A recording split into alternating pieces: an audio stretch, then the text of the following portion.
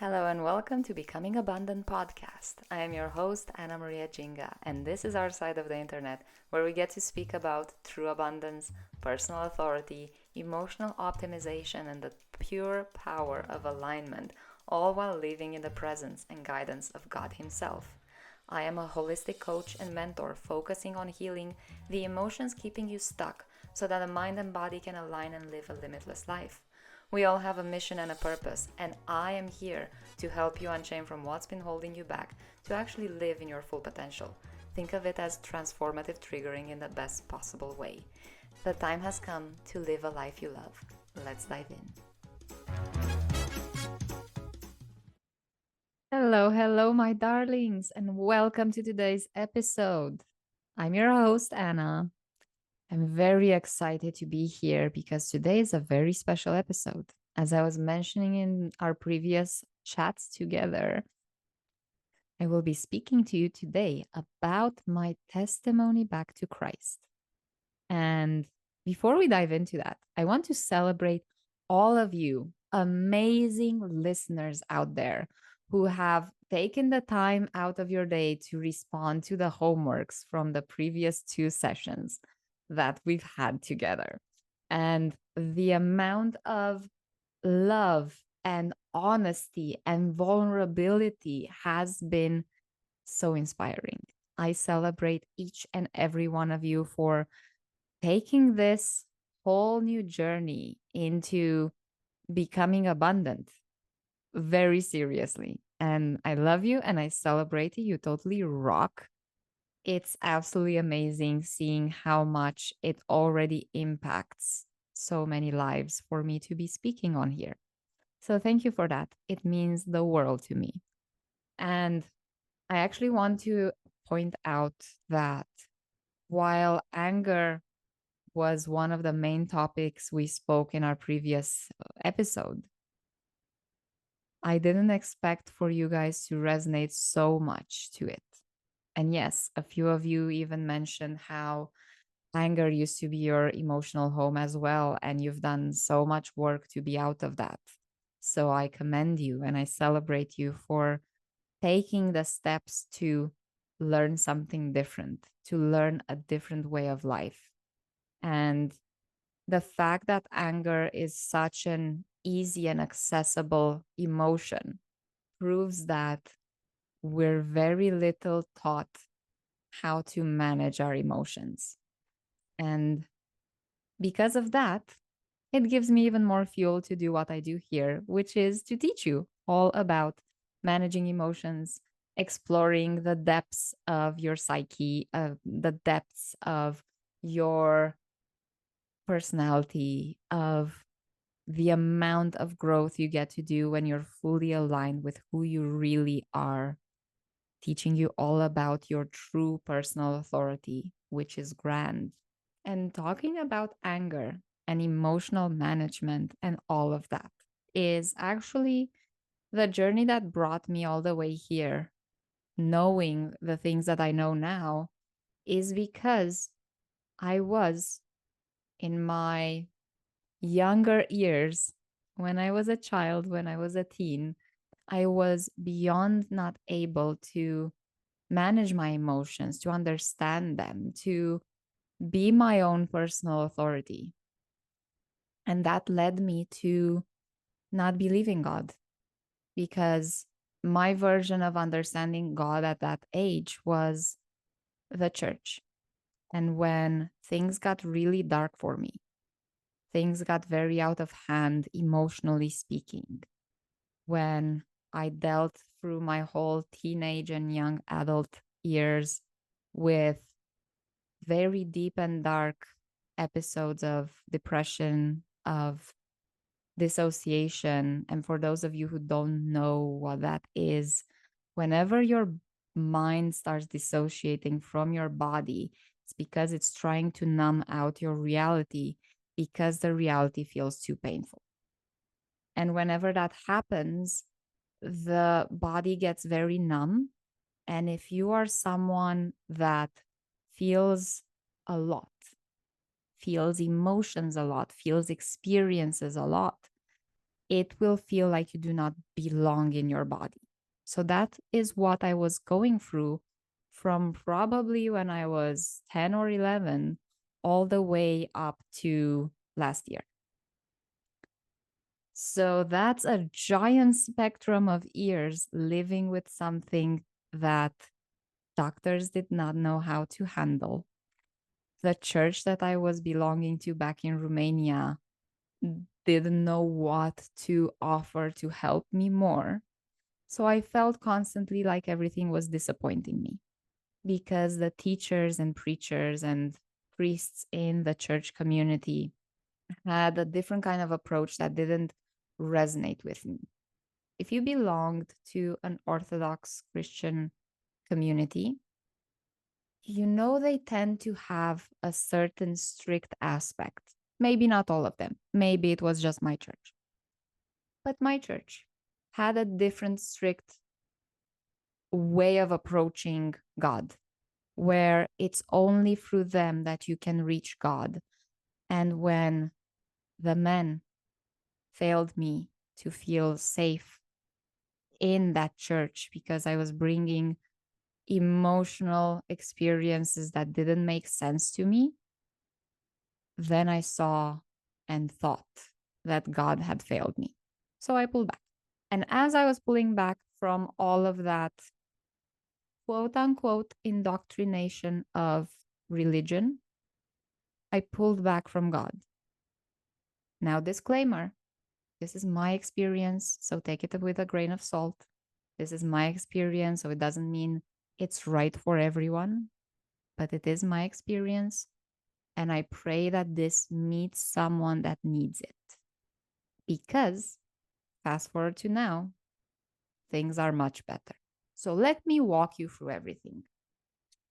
So we had the dissociation episodes happening many times throughout the years, happening to the point of I felt lack of control over myself.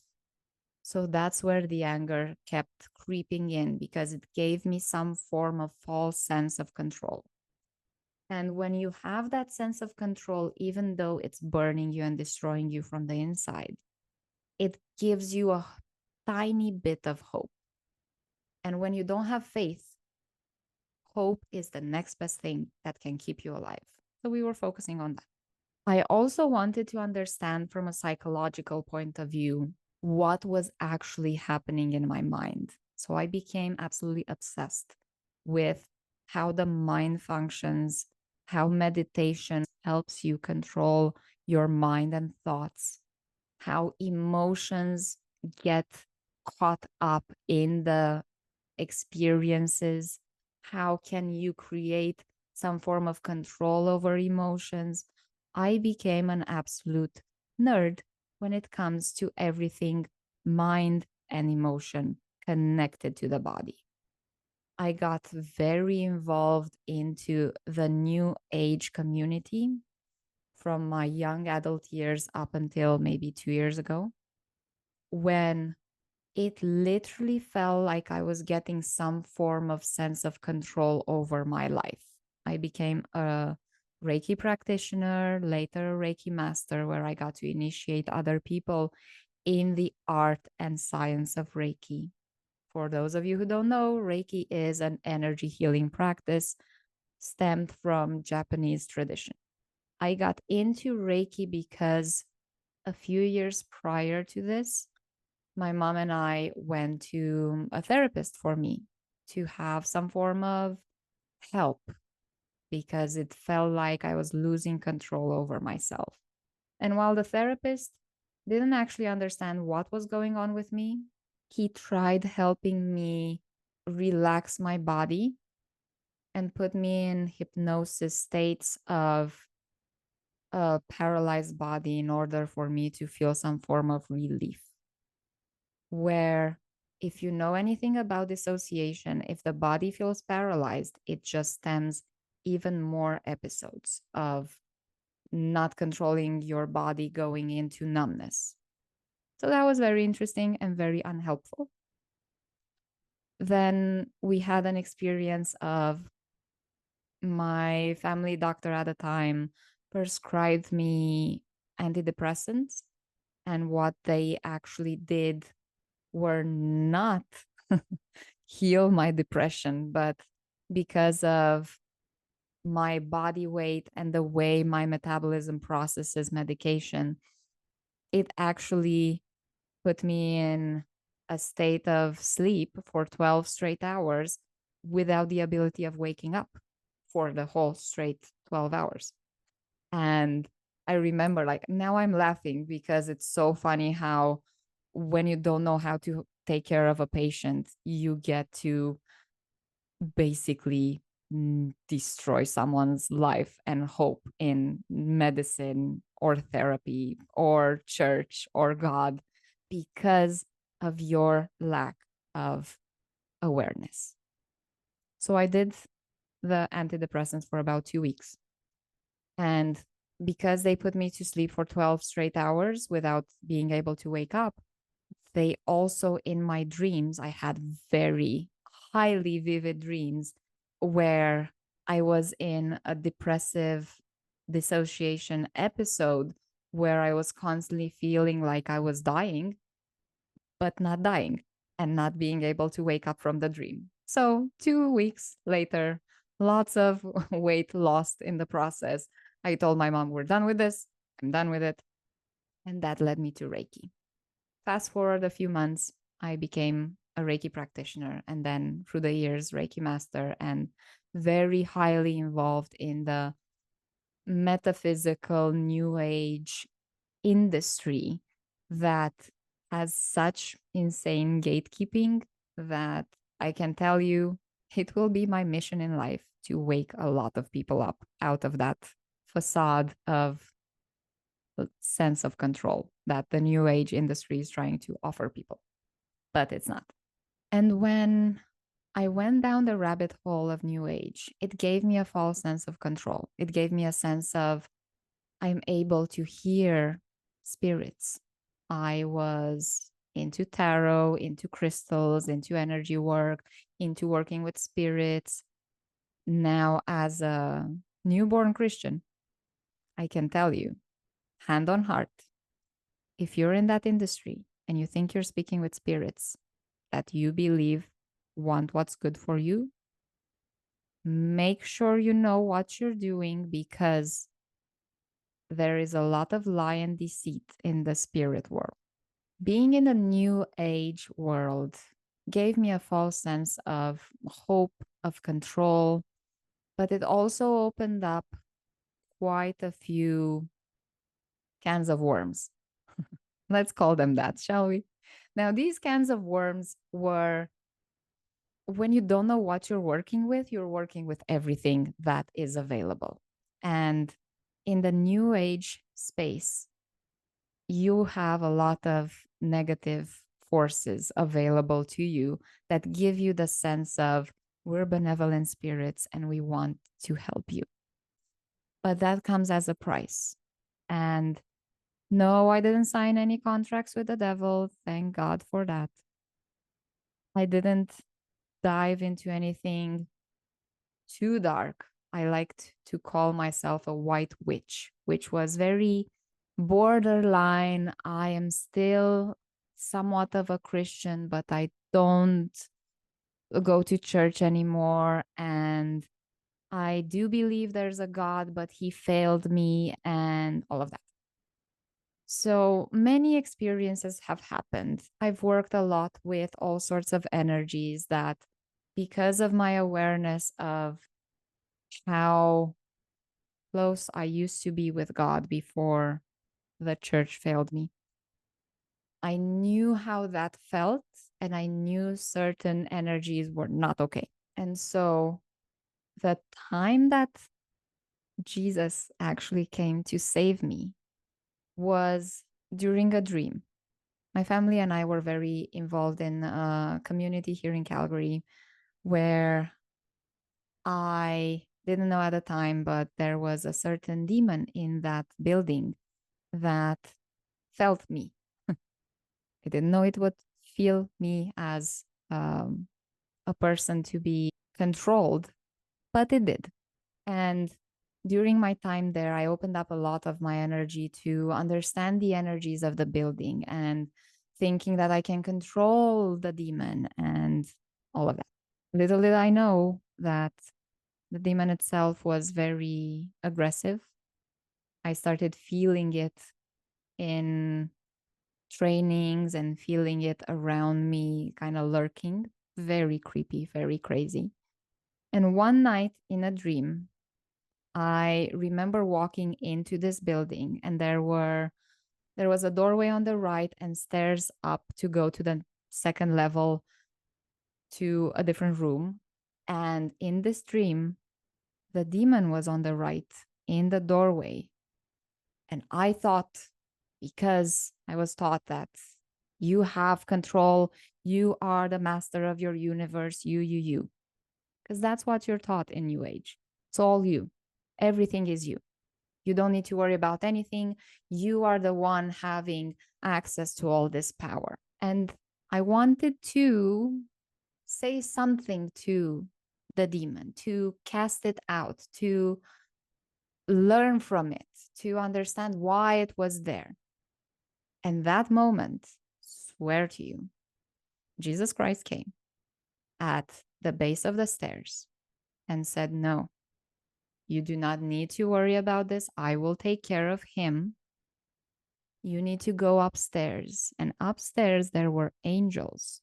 So I started walking towards that light and I woke up. But when I woke up, I realized that the community is not for us. I do not need to deal with demons, other people's demons and other people's energies by myself. And that Jesus never left me. In all the darkness, in all the failures, in all the madness that I went through, he was always there. I just didn't hear him. Because when you're locking yourself from perceiving the God frequency, when you are closing yourself up because of how people hurt you, because they didn't know better, they didn't do better, and you blame God for what people did, you're missing the point. And I missed the point for so many years. I went down the deepest, darkest rabbit holes I could in order to find a way to control my emotions and control the darkness that kept pulling at me back in dissociation, back in depression, all of those evil energies that were tugging away at my soul because I opened the door to them. But then Jesus came back for me. And that's when my family and I decided to explore life better, more together. So we jumped on our RV travels and experience. And that is when God bless my son. We were in Florida. I was in Florida for an event, and my son made friends because he loves making friends. And we didn't meet the parents more than hi, and that's it. But the following year, my dear Patrick wanted to meet the kids again. So we planned to connect with the parents in the same RV spot. And little did I know then that it would be the saving grace for me and my family to get back to Christ completely, because my son's friends' parents were very similar to us, very open, very aware of life as it is. And the mother, my dear, dear friend now, the mother of the kids, on one of our walks told me, "Hey, we go to a local church here, and it's not like a regular church. It's actually called a non-denominational Christian church. So why don't you guys come and see if you like it?" I can say I completely fell in love with it. And I realized that the church I used to know is not the church that speaks about your relationship with Christ, where Christ is just yours present, to have a conversation with him, that Christ is there to walk you out of your darkness when you say, hey, I need to do this. God gave us free will, and he will never step in if we do not allow him to. Even though many times, I swear, he was there, even though I was rebelling against him, just nudging and guiding. So we went to church and we loved it, and it was amazing. And my dear friend told me on another one of our walks, hey, I'm going to get baptized again in the ocean because I want to fully commit my life to Jesus again, because now I understand him better and I understand what this relationship needs to be like. And for me, it was the biggest aha moment that I knew the time has come to wash away everything, all the years of darkness, all the heaviness, all the pain, all the madness that I had gone through, all the dissociation and all the depression and all the anxiety and all the hurt that I was carrying for so many years. And I said, hey, I'd love to get baptized too at sunrise in the ocean by your husband who used to be a pastor. So let's do it. And there we were. And God, this makes me emotional every time I think of it. And I have to thank my friend for completely showing up like that. And I have to thank Jesus for bringing her and them, all of them, into our lives and my life. Because as I was walking with her husband, holding my hand, we were walking through the waves to get to a point where the water was deep enough to do the baptism.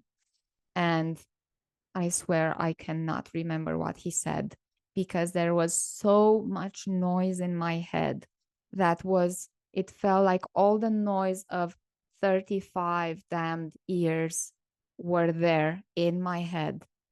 And all that noise, I remember holding my nose and holding my arm so he can put me through the waves and back out.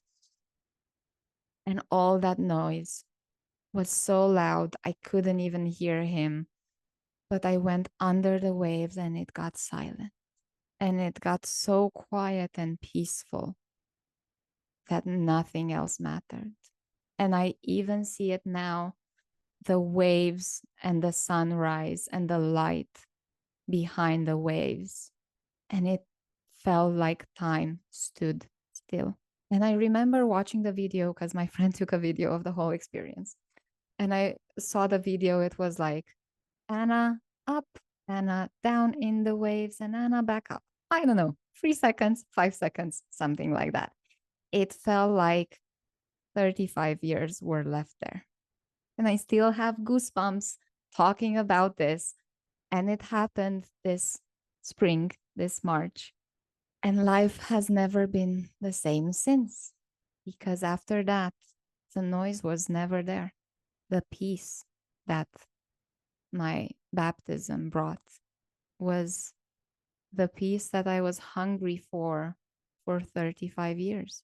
It felt like I never knew warmth like that and peace like that.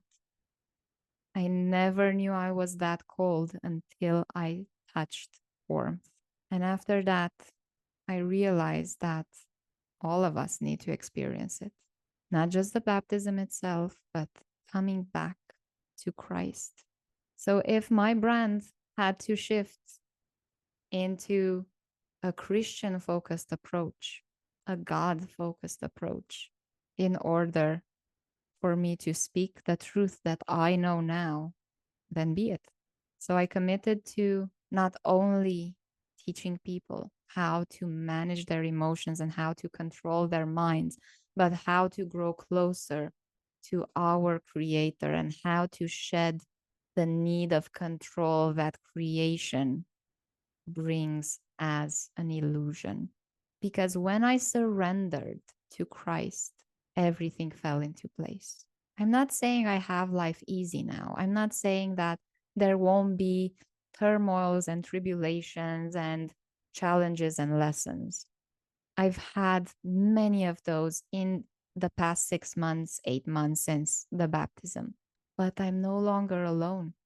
I am no longer alone, and He is always there. Whenever it gets hard, whenever it gets busy in my mind, I remember that peace I felt under the waves, and time stands still, and nothing touches me after that. And I have clarity, and I have faith, and I have consistency in my life because I get all of those from Him. I do not need to have anything because He provides everything.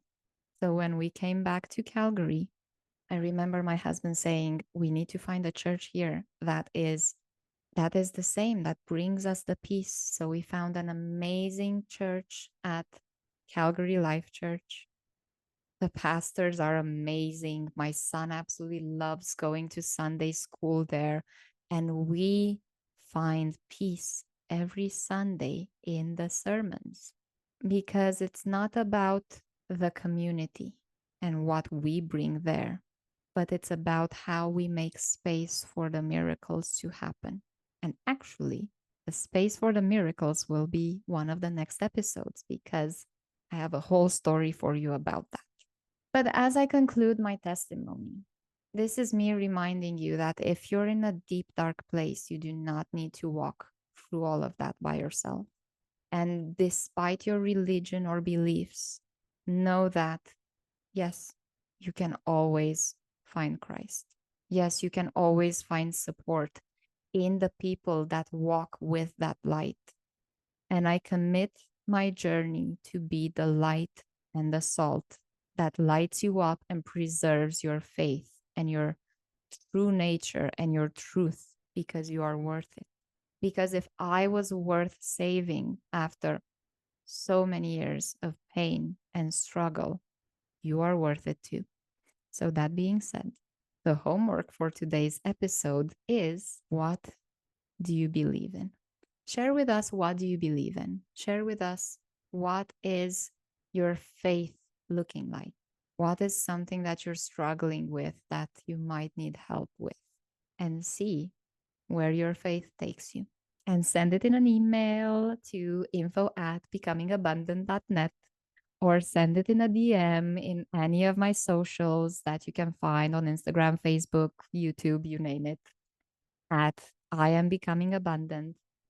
And make sure, my darling, darling listeners, that if it resonates with you, you share it with some of your family and friends. If you want to be part of our community even deeper, we are doing a 30-day challenge to becoming abundant over on my Instagram. So come join us. I share homeworks and beautiful insights every day for my whole birthday month of September. Because, yes, I am a Virgo and proud of it. So, my loves, I hope and pray this message found you well. I hope and pray that you know you are loved and you are worthy and you are enough. And until next time, may you be blessed, and may peace, love, and mercy be multiplied to you. I love you. Take care, and God bless. Bye.